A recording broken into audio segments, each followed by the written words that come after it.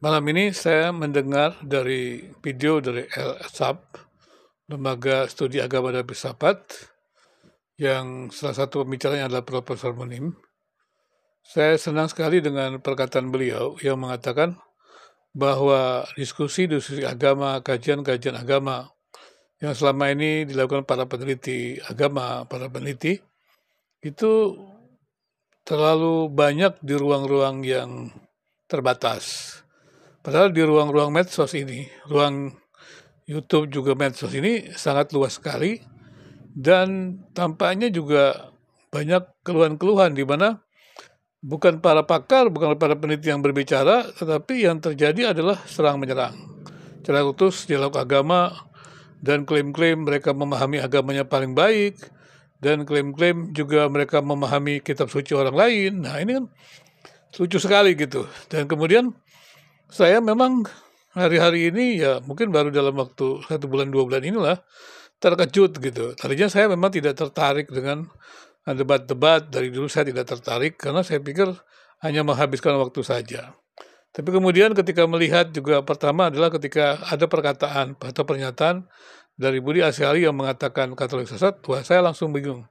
Ini gimana? Ini kan di ruang publik begitu, sampai dikatakan seperti itu. Kalau dia hanya merupakan keyakinan ya nggak masalah, tapi ini kan sudah merupakan ajakan untuk menghalangi kebebasan beribadah secara bersama. Nah, menurut saya ini kan sudah tidak tepat. Tapi lebih lanjut ketika saya mulai berbicara, saya juga mendapat serangan-serangan. Dan saya juga kaget kenapa saya harus diserang-serang seperti itu. Dan kemudian juga data-data yang ditampilkan kepada saya juga ternyata sangat minim. Ketika saya melihat MIM menyerang saya, dan kemudian dia semacam sepertinya membuat penjelasan tentang saya yang salah. Saya juga bingung gimana ini, masa didiamkan saja, kan saya perlu klarifikasi. Kemudian juga cara-cara dari Patrice Allegro yang membabi buta, walaupun dari teman-teman Katolik membela, ya pastilah akan terlihat nanti. Sebagai seorang peneliti, sebagai seorang yang banyak berkecimpung dalam agama, ya gaya-gaya ataupun slogan-slogan dari Patrice Allegro akan menimbulkan persoalan begitu. Dan sudah terlihat kan, ada banyak yang melakukan perlawanan-perlawanan seperti itu. Tapi menurut saya tidak tertarik dengan hal-hal yang tidak produktif. Saya lebih tertarik kepada hal-hal yang produktif begitu. Seperti tadi yang saya lihat malam ini ada live yaitu dari Lembaga Studi Agama dan Filsafat, ya Prof. Munim tadi menjelaskan bahwa teman-teman ya para peneliti agama dan masyarakat jangan kita ini diam terus. Saya juga tadinya tidak tertarik ya. Karena kita kan memang kerja kita kan meneliti, belajar, dan sungguh-sungguh mendalami, kita bicara tentang ada dasarnya gitu. Kita memang punya kemampuan di bidang penelitian, kita punya ilmunya gitu, kita punya datanya, kita tidak sembarang bicara begitu. Dan sebagai dosen juga, kita kan sudah menjadi dosen yang cukup lama dan sudah dalam tanda kutip mengalami banyak ujian. Tapi kenapa kita diam saja di dalam dunia medsos ini? Padahal dalam diskusi-diskusi agama kita kan sudah bertemu. Saya bertemu dengan banyak teman-teman dari Islam gitu.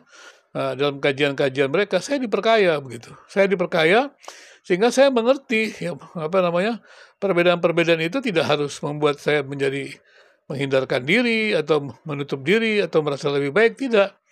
Disitulah kemudian saya melihat bahwa ternyata memang pada dasarnya kita semua harus tahu bahwa kebenaran itu kan bersumber dari yang satu itu. Kemudian juga kebenaran itu kan bisa diuji, ya. Kemudian kebenaran itu kan memberikan kebaikan, dikaji secara demikian rupa. Apalagi ada dasar ilmu pengetahuan. Ya, dasar ilmu pengetahuan, dasar sains itu kan bisa diuji.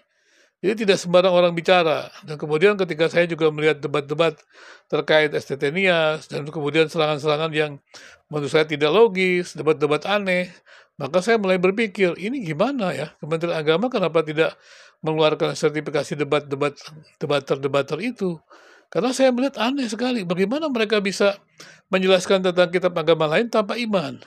Kemudian bagaimana mereka menjelaskan kitab agama yang agamanya sudah ditinggalkan, kan nggak bisa. Kemudian bagaimana dia membuat, mengatakan perbandingan-perbandingan agama yang rasional. Ini kan jelas-jelas kemampuan penelitiannya lemah. Artinya orang-orang seperti ini kan sebenarnya tidak punya kemampuan yang baik pada bidangnya, bukan mengatakan mereka tidak punya sama sekali. Maksudnya itu bukan bidang mereka. kalau orang mencari tentang medis, cari dokter, tapi kalau bicara tentang agama, ya cari agama, penelitian agama, ya cari peneliti agama, begitu. Jadi pakar-pakarnya, dan repotnya ini adalah ada buzzer-buzzernya. Buzzer-buzzernya juga tidak mengerti apa-apa. Dan kata-katanya juga diikuti aja seperti itu. Memang kemampuannya kan agak lemah. Dan saya pikir ini perkataan dari Pak Munim, Prof. Munim ya, LSAP ini saya senang mendengar lembaga studi agama filsafat juga yang sudah cukup lama berdiri dan sudah memberikan kontribusi banyak dan sudah menerbitkan buku tentang kebebasan beragama begitu dengan mewawancari berbagai tokoh agama dan ya kalau memang itu sudah dilakukan, tapi kenapa hanya terbatas? Tapi kesadaran dari Prof. Munim ini saya memang senang sekali ya, karena saya juga melihat ini kenapa terjadi begini begitu di daerah yang namanya medsos dan kita juga tahu yang berbicara itu bukan pakar-pakar dan bukan orang-orang ahli yang memang memahami. Kalau dari Kristen yang banyak bicara itu bukan ahli-ahli hermeneutik, ahli biblika yang tapi mereka bicara apa saja bukan di bidangnya begitu. Ya sebagai dosen yang cukup senior ya tentunya saya tahu lah ya. Apalagi saya ini kan sangat memahami kurikulum, bagaimana membentukkan kurikulum pendidikan tinggi teologi, agama, ya saya tahu begitu. Tapi ketika melihat kenyataan seperti ini sesuatu yang aneh. Jadi, ya kalau ada teman-teman yang mendengar, ya teman-teman lama dulu yang mendengar pernyataan saya di medsos ini, kenapa kita tidak juga publik gitu. Kita terbatas hanya di ruang-ruang kecil, meneliti, pergi ke lapangan segala macam. Kenapa kita tidak publikasikan hasil penelitian kita di dunia medsos ini? Kita jelaskanlah bagaimana perjumpaan-perjumpaan agama itu tidak menakutkan. Bagaimana perjumpaan antara agama yang berbeda itu tidak harus menjagaran, tidak harus mengalahkan. Berbeda, ya bisa memperkaya kita. Tidak perlu ada klaim-klaim absolut. Kalau semua yang sudah menjadi peneliti kan tahu mana ada yang namanya suatu rumusan manusia itu absolut. Kemudian diseranglah saya oleh Patih Saleh Guru. Itu relativisme. Ya, saya pikir mengerti relativisme aja dia belum nyampe. Kalau saya lihat dari kata-katanya, penelitiannya belum nyampe. Dan ya memanglah, ya walaupun dikatakan, maaf bukan saya tidak menghargai Romo Patih Saleh Guru, bukan. Karena saya kenal banyak Romo ya tidak seperti beliau begitu ya. Banyak, karena kita punya teman-teman dulu di mana-mana juga di ICRP juga saya sering ketemu Romo ya. Di mana-mana saya juga pernah juga sering dulu di Driakara begitu ketemu Romo juga. Ya tapi yang ini saya lihat agak aneh gitu. Nah kan kalau nggak tahu kenapa dibiarkan saya juga nggak ngerti begitu. Katanya ada otoritas resmi dari Katolik, tapi nggak tahu lah. Mungkin apakah ini kebebasan saya juga nggak ngerti. Apakah ini sengaja membuat buat perlawanan balik saya juga nggak ngerti. Tapi kan menurut saya dia tidak produktif. Dan kemudian dari hal ini saya pikir ya banyak teman-teman ya mulailah mencoba mempublikasikan. Ya kita kan di pendidikan tinggi kan harusnya mempublikasikan. Jadi jangan terlalu banyak diam di penelitian-penelitian, publikasinya kurang. Ya memang ya idealisme bolehlah, kita terus idealisme mencari yang terbaik, melahirkan kerjaan-kerjaan yang bermanfaat, yang produktif ya. Tetapi kan kalau kita tidak publikasikan karya-karya kita kan tidak didengar orang lain. Ya bagaimana mereka bisa tahu bahwa perjumpaan-perjumpaan agama itu bisa dikerjakan dengan cara-cara yang santun, dengan cara-cara yang ramah, tidak harus saling menaklukkan, ya. Kemudian juga pengembangan penelitian-penelitian yang ada, pernyataan Pancasila sebagai dasar pemikiran agama-agama, pluralisme, yang selalu saja ada kelompok-kelompok yang menyerang pluralisme sesat, pluralisme bidat, tetapi dia nggak mengerti apa itu pluralisme. Ini kan sudah zamannya orang-orang menjadi dewasa, ya para pemikir itu menjadi dewasa juga, tidak asal terima saja dari orang lain yang tidak paham. Jadi kaji, karena saya melihat waktu saya bicara tentang pluralisme langsung patah sekali dulu, wah relativisme.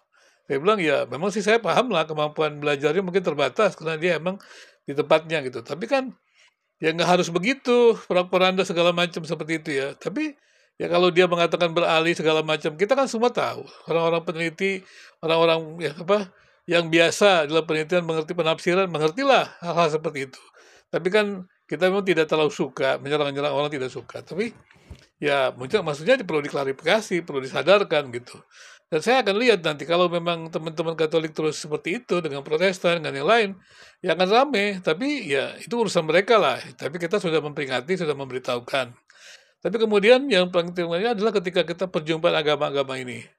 Ya, bagaimanapun juga ya kita semua yang teman-teman yang meneliti, yang belajar sungguh-sungguh, bukan yang asal belajar ya. Karena saya sebagai dosen teologi kan paham ya, banyak orang asal dapat ijazah, doktornya juga nggak jelas, sekolahnya nggak jelas, tapi bicara kayak pakar gitu, nulis aja nggak bisa, begitu kan? Buat argumentasi juga comot sana comot sini, nggak ada dasarnya. Ini kan berbahaya. Ya hanya debatnya hanya berantem, marah-marah, maki-maki begitu. Kan lucu sekali, karena debatnya tidak ilmiah begitu. Klaim-klaimnya juga ya pakai buzzer gitu, menggunakan seperti medsos seperti ini kan, segala macam dengan cara-cara taktik-taktik yang menurut saya ya nggak bijaksana lah, nggak sopan malah seperti itu. Maka teman-teman yang memang para peneliti, para pakar, waktunya lah bergerak terus. Karena ini dunia medsos ini harus diwarnai dengan hal-hal yang seperti itu gitu. Karena ya kalau tidak ya ada banyak hal yang lucu, dan lucunya juga masih banyak masyarakat yang tidak punya kemampuan berpikir kritis gitu. Masa dia tidak melihat siapa yang berbicara, punya bagaimana, dicari aja gitu. Kemudian orang ini berbicara kemampuannya apa, kan banyak yang tidak mengerti. Tapi mungkin juga ya ada juga semacam dalam tanda kutip gitu ya, mafia gitu ya. Mafia ingin mengadakan berita-berita hoax, berita-berita yang sensasi supaya dagangannya laku karena malas belajar, membangun kebenaran lewat persepsi gitu ya. Pokoknya apa saja yang bisa keluar dari mulutnya, ya yang penting diyakinkan lah kepada orang lain, betul atau enggak, yang penting jadi populer. Kan ini kan berbahaya. Jadi ketika para pakar, para peneliti yang memiliki kemampuan tersebut tidak mempublikasikan, maka masyarakat yang tidak sempat belajar ini kasihan. Mereka mendapatkan data yang tidak akurat, mereka mendapatkan teori-teori yang tidak benar gitu. Seperti itu. Dan demikian juga apalagi kalau bicara tentang agama. Wah, saya bilang ini sangat berbahaya sekali. Posisi agama yang begitu terhormat ini akan dimanfaatkan banyak orang-orang yang mempunyai kepentingan ekonomi. Nah, kalau di YouTube kan ada ribut itu semua itu. Tentang sumbangan lah, tentang perpuluhan lah, segala macam pada ribut mereka. Tapi kan ini sebenarnya bisa diklarifikasi oleh para pemimpin agama itu. Tapi kalau yang bicara itu mereka yang tidak tahu apa-apa, yang sekedar sakit hati, yang cuma hanya ingin pamer kepakaran, padahal dia nggak mengerti apa-apa, kan jadi repot. Jadi kita mesti ada kajian-kajian yang mendalam lah di medsos ini. Walaupun sekali lagi juga kalau kita kajian-kajian mendalam, mereka juga banyak yang nggak mendengar. Seperti juga kalau kita tulis karya-karya ilmiah di jurnal, siapa yang mau baca kan begitu. Karena ya mungkin mereka pikir ya tidak ada untungnya mereka membaca itu karena bukan bidangnya begitu. Dan kemudian juga ya kita mesti mensiasati dunia medsos ini yang memang memberikan sesuatu yang baik kepada orang, kata keuntungan bagi orang-orang yang memanfaatkannya. Tapi kan ruang publik ini mesti dijaga supaya sehat. Kalau ruang publik ini tidak dijaga dengan sehat, ini kan berbahaya untuk moralitas masyarakat. Jadi sekali lagi para pemimpin agama, para peneliti agama yang kemudian memiliki kepakaran, sebaiknya Anda muncullah di medsos ini dengan segala macam. Saya sudah mulai lihat juga ya, muncullah mewarnai medsos ini sehingga nantinya tidak sembarang orang berbicara. Dan kalau orang-orang berbicara itu tidak jelas, ya mereka mesti harus mendapatkan sertifikasi supaya jelas. Dan kalau tidak ya kan tinggal diarahkan supaya dibina oleh pihak yang berwajib gitu kan. Juga dunia medsos kan juga dunia publik, bukan berarti di medsos karena kita bisa bicara apa saja semaunya saya, kan tidak bisa.